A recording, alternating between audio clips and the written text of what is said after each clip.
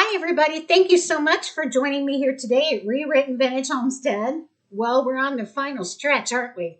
Christmas is a week from Monday, and I have cooking to do, I have baking to do, I have wrapping out the wazoo, all kinds of things I need to do. So I am going to continue on my challenge of taking my 4.5 pounds of ground beef and making some meals out of it. I have half of it left.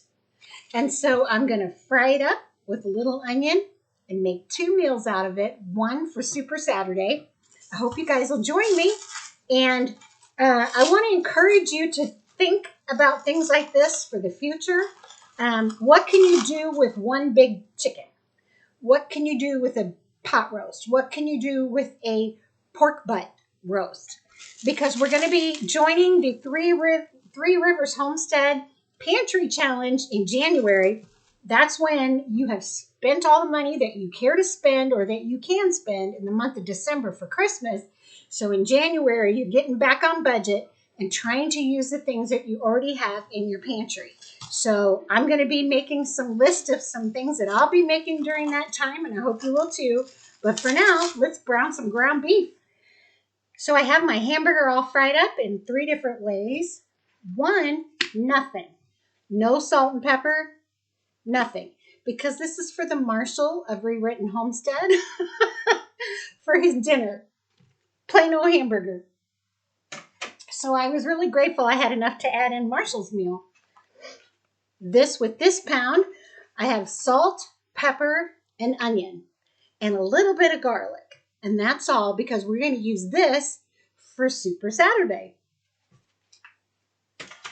And then finally, with this pound, I have salt, pepper, garlic, onion, and green pepper, all fried up together for today's meal.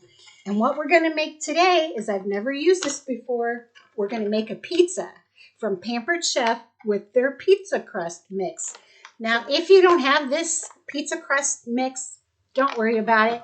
You can find tons of recipes for homemade pizza crust. You can buy the little boxes of Jiffy pizza crust that's only I think it's less than $1. Krusty's makes a pizza crust, or you can get the already made pizza crust. And they're all relatively inexpensive. So don't let this deter you. But you may have to end up spending $2 for a pizza crust or pizza crust mix.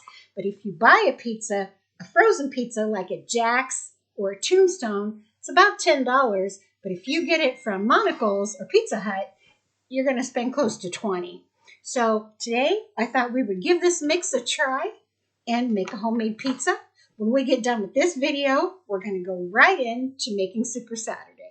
So the first thing we're instructed to do is to take a half a cup of warm water between 110 and 120 degrees. It took me a couple minutes, but I've got it. So make sure you have a thermometer. It's a little warmer than lukewarm, if that helps you if you don't have a thermometer. So you're going to take your mix, it says. I'm going to bring you guys down. There we go, that's better. So you take your mix, a half cup of the warm water, and 2 tablespoons of olive or vegetable oil. But I'm going to use the olive oil to try to give it a little more of an Italian taste.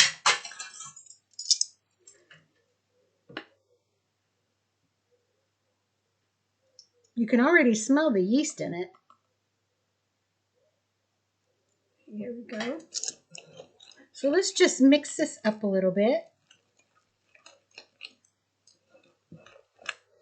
And you'll see it's starting to clump together and form itself into a ball. And that's good. So now we are going to take some flour,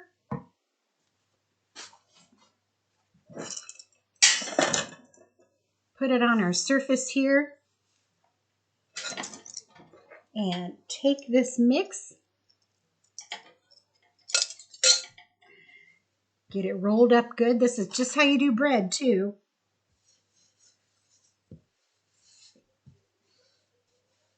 There we go. And we're supposed to knead this for 5 minutes, just like you do bread. You know, it looks like it has all kinds of spices in it. Let's look at the bag here. It has wheat flour, salt, cane sugar, yeast, spices, baking soda, natural flavor, canola oil, garlic powder, and onion powder. And it contains wheat, barley, and milk.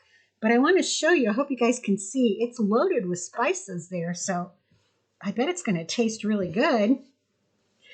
Like I said, if you don't have this mix at home, get you a Jiffy mix or make your own mix and add your own Italian spices to your pizza dough.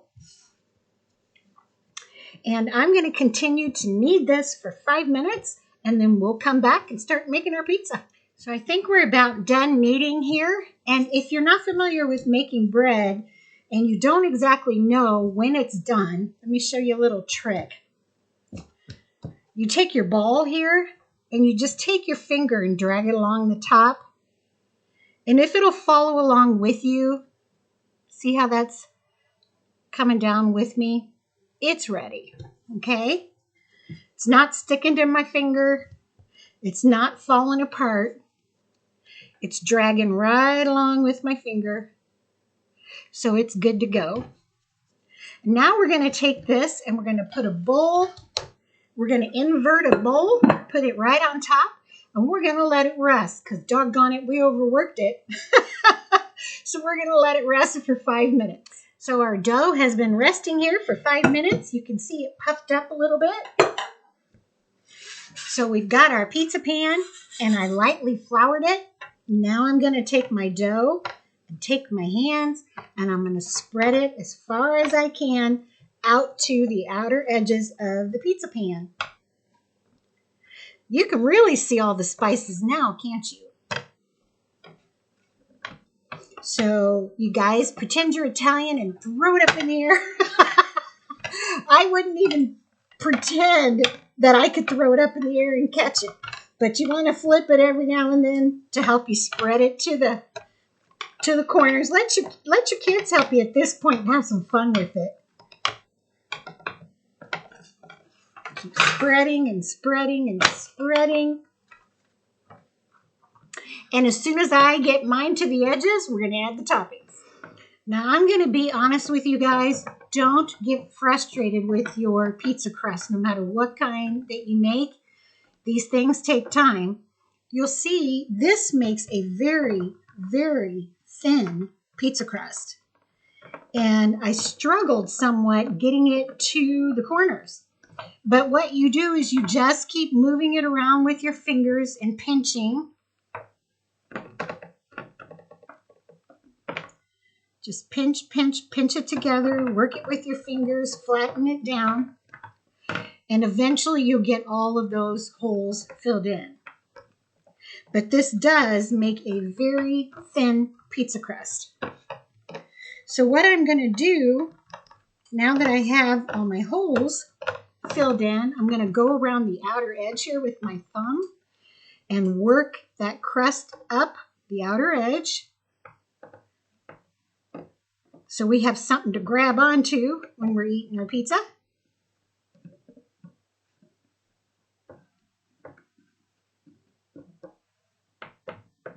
All the way around. And as I do that, I get a few more holes around the edge there, but I'm just going to pinch them back together. And this will happen with any pizza crust that you make. Unless you double the recipe, it's going to be thin, and you're going to have to keep working with it and working with it to get it the way you like. All right, so I believe we're all filled in now. So what I'm going to do, since this did end up being rather thin, I'm going to let it sit for about 5 minutes and let that yeast work and let it plump up just a little for me. And then I'll add the toppings. Marshall likes Italian too. All right, so I have my pizza crust here. Now the directions tell you to preheat your oven to 450 And if you have a pizza stone, to preheat it as well. I don't have one. I don't want one. I don't have room for one. But it does say that if you have a pizza stone, you have a more even brownness on your crust. If you don't, they direct you to bake it just a minute or two longer to get a little more crispiness. So now I'm going to add my sauce, my homemade sauce that came out of the garden this year. I'm so excited. Those tomatoes did not go to waste.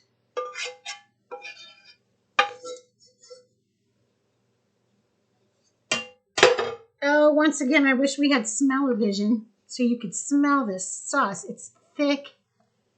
Oh, it smells so good. And I'm just going to spread it around to the edges. Like this. As far as I can up to the edges. Because I don't know about you, but I like tomato sauce.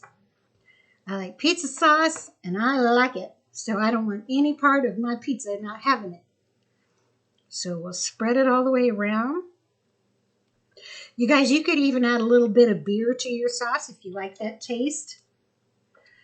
You want to keep it thick, but you could add a couple tablespoons of beer to add that taste to your sauce if you'd like. The alcohol will cook out of it. Don't have to worry about that. The kids aren't going to get juiced. All right, all the way around. That looks good, doesn't it? Nice and even. Now, if you wanted to do sausage instead of hamburger, that's fine. Pepperoni, that's fine. Whatever you guys want. Pizzas are individualized, but I had hamburger. I wanted to use it up. So that's what we're using. And my hamburger has onion and green pepper in it. Now, if it were just me, I'd be making just a cheese pizza because that's what I like. Cheese only. Mr. Re-Ritten likes meat on his pizza. And you know, Domino's makes a hamburger pizza. So a lot of people like it. They also have it. You guys, let me know if you've ever tried it or not, but they have a pineapple pizza. I just can't imagine pineapple on a pizza, but you know, who knows? Maybe it's really good. I suppose the sweet, and it's kind of sweet and savory that are going together. Maybe it's good. Oops. So I'm just going to make sure this is spread to the edges the best I can. And now I'm going to add my shredded mozzarella. If all you have is chunk mozzarella, shred it up yourself. I always try to keep cheddar and mozzarella on hand because so many recipes call for it. So when I stock up before my pantry challenge, I'm going to make sure I have plenty of canned goods, plenty of dry mixes, and cheese. Because once that pantry challenge starts, you don't get to go to the store. You have to make it work. So I'm going to add this all. Yum, yum. And then on top of that, I'm going to add some Parmesan for a little kick.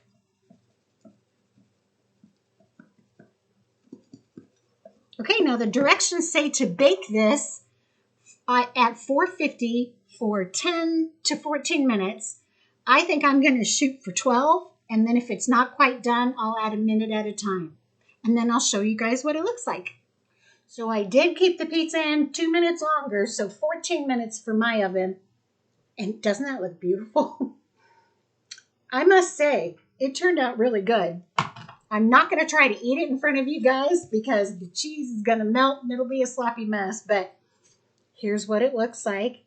It's really, really good. The crust is doughy. It's not real crisp, and that's probably where the stone comes in. You get a crispier crust. or if I would have left it in maybe 2 or 3 more minutes, but I was worried that my top was going to get too brown. But it's still really good. And so there's another meal out of my hamburger. And so now I'm going to start making my Saturday soup, my Super Saturday. We're going to have cheeseburger soup. And I hope you'll join me for that video, you guys. Like, subscribe, and share if you're so inclined. I really appreciate it. I hope you have a great week and you'll join me for my next video.